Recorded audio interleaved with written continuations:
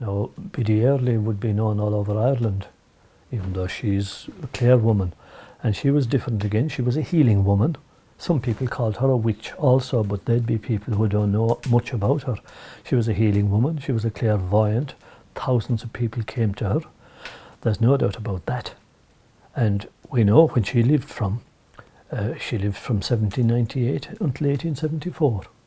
Now, following on from my collecting, I collected an awful lot of stories about her from old people whose grandparents remembered her in person. And there's a lot of contradictory reports, naturally enough, because of folklore. You'll get some people will remember her badly, some people will remember her well, but by far, I'm saying 90% of the accounts I ever got about her were by people who remembered her well as a good woman who had cured people.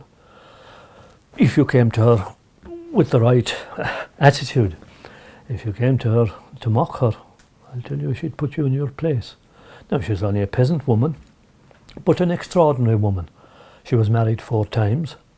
She wasn't afraid of the clergy at a time when people were afraid of the clergy by and large. She wasn't afraid of the police. She was, as I said, just a peasant woman, a poor woman. She didn't by any means profit by her cures.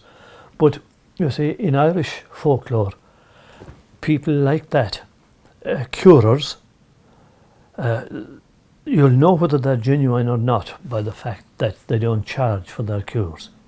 The people who had the real cures never charged. You could give them something if you wished.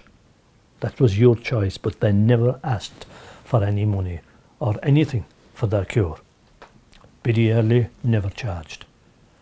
And we'll say, if you were a 7th son of a 7th son, or a 7th daughter of a 7th daughter, you would have a cure for something, but you didn't charge. If you did charge, you lost your cure. That was always the belief. That's why they never charged. Biddy never charged, but if you came to her naturally enough with an ailment, it might be a skin ailment, it might be an ailment of the head, or God knows, it might be crippled, or who knows what. People came to her with all kinds of ailments. You were hardly going to go away if you got a cure from her and leave her empty-handed. People, they would leave her maybe a dozen eggs, because it was mainly poor people that came to her. You'd leave her maybe a chicken, you'd leave her a little bit of money, who knows. Mainly people had no money to give her, the people who were her clientele.